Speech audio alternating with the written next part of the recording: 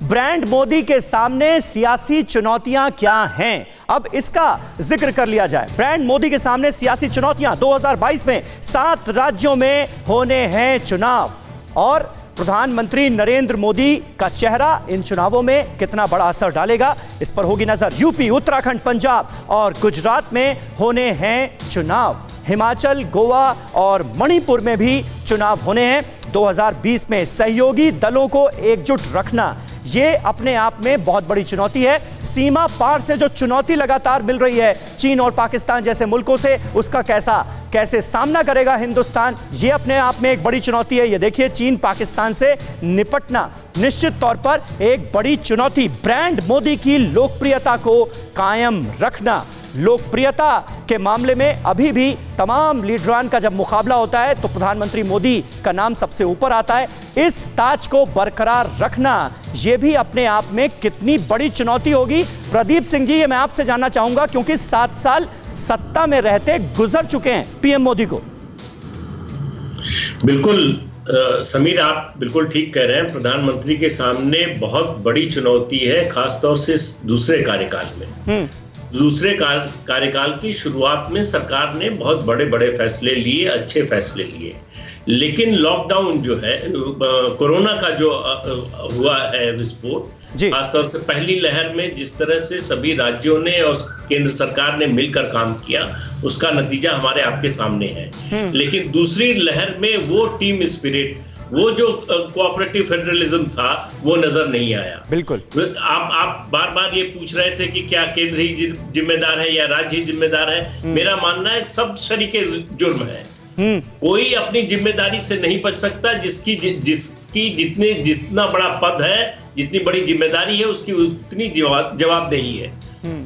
तो इसलिए कोई राज्य सरकार, कोई केंद्र सरकार या कोई संस्था, हम आप भी जो है जनवरी फरवरी में मॉल और रेस्टोरेंट में घूमने लगे, जाने लगे बिना मास्क लगाए। बिल्कुल सही बात है। लोग भी लापरवाह हो गए थे, हम सब भी लापरवाह हो गए थे और कहीं ना कहीं उसका खामियाजा फिर देश ने भुगता। और जो काम किए जाने थे पहले से अलर्ट होकर, उनमें भी कमी रही। सुरेंद्र राजपूत, अब अपनी बात आप अपने आराम से रख लीजिए, थोड़े से गुस्से को हम थोड़ी देर साइड रख दें, नाराजगी को साइड रख दें और मुद्दे पर बात कर लें। जी राजपूत साहब। अरे प्रेम भाई अच्छे इंसान हैं, उनको हमारा कोई गुस्सा नहीं है, लेकिन गलत बात करेंगे। राहुल गांधी की ननिहाल से ऑक्सीजन भी आई है और केनिया जैसी जगह से 12 टन फूड भी आया है। ये हाल भारत का कर दिया है इन लोगों ने। 40 देशों से मदद आई है भारत में आज की डेट में नरेंद्र मोदी जी के खराब नीतियों के कारण। अगर इस चीज पर चर्चा, पर कैपिटल इनकम आज बांग्लादेश से कम हो गई है हमारी, इस पर कोई चर्चा नहीं करेगा। नरेंद्र मोदी जी स्टालवार्ट नेता बन रहे हैं और हम बांग्लादेश से नीचे जा रहे हैं।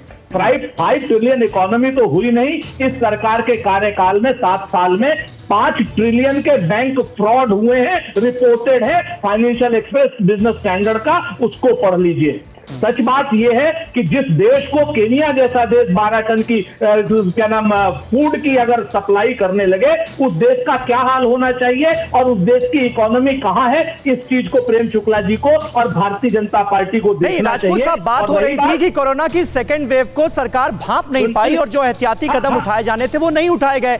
ऐसे में राज्य सरकारों की भी जिम्मेदारी, उसको लेकर क्या कहेंगे आप? क्या राज्यों ने अपनी जिम्मेदारी निभाई?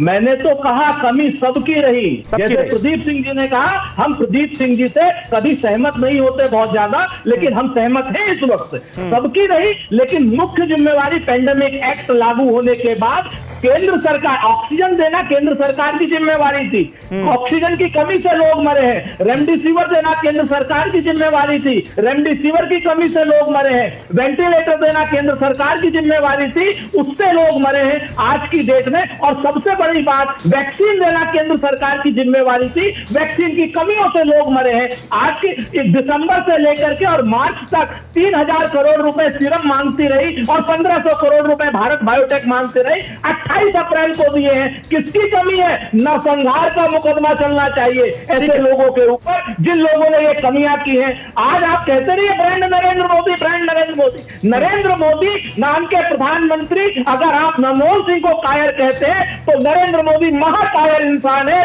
सारी चुनौतियों से भागते हैं, वो किसी चुनौती पर नहीं रहते। और आज की डेट में इन लोगों ने आदत बना दी है पूर्व प्रधानमंत्री को कायर कहना। कायर नरेंद्र मोदी है। प्रेम शुक्ला जी, रीना गुप्ता जी हमारे साथ मौजूद है। एक मिनट थोड़ा देश के प्रधानमंत्री के लिए और पूर्व प्रधानमंत्री के लिए थोड़े से सम्मानित अल्फाजों का इस्तेमाल करना चाहिए। फिक्र आपकी, सोमवार से शुक्रवार रात 9 बजे सिर्फ TV9 भारतवर्ष पर।